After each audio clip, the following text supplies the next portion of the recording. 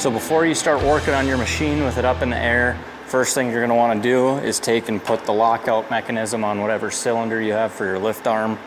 Here on the tool cat, it's tucked up in here, just held in place by one pin, drops down, goes right there to make sure that you're not going to get squished by anything.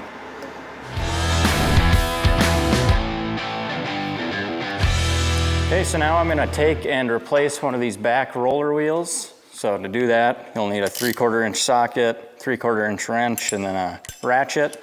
Can't quite get an impact gun back there, so got to do it the old-fashioned way. Just come in here and take and loosen this bolt up. Pretty straightforward. Now it's loose enough. Take that nut off. And now you just kind of take and lift up. Wiggle that bolt out. So now that bolt will come completely out.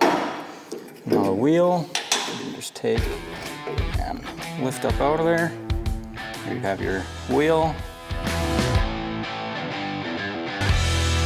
So yeah, when you get your replacement wheel, it's going to come with a few different parts. So you'll see here, you got the nut that screws onto your greasable bolt.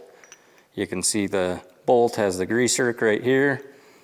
And then the hole in the middle, that's what distributes the grease to the inside of your wheel. And then here, this little tube that keeps sliding around, this would be your axle. So that's what the bolt and the wheel rides on. That has the hole in it, obviously, to let grease through. And then you'll want to make sure that you have your cap on both sides, because that's what holds your needle bearing on the inside here.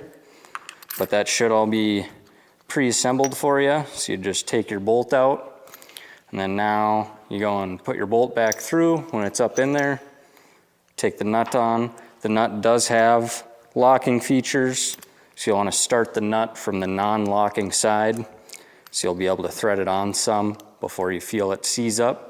And that's where you tighten it on and lock it on. So that's the parts to your wheel that you'd be getting, and as long as that's all there, you're good to go.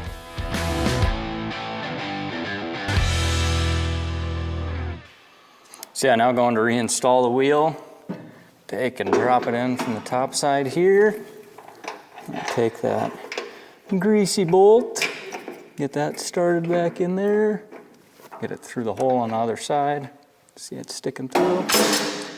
I'll take and re-screw this nut back on there. Make sure that my ratchet got flipped the right way.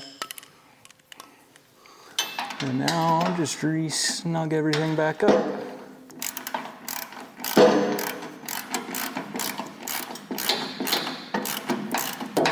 Just finish snugging this up.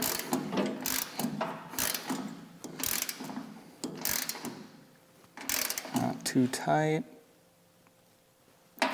Just right like that. Make sure it still rolls good.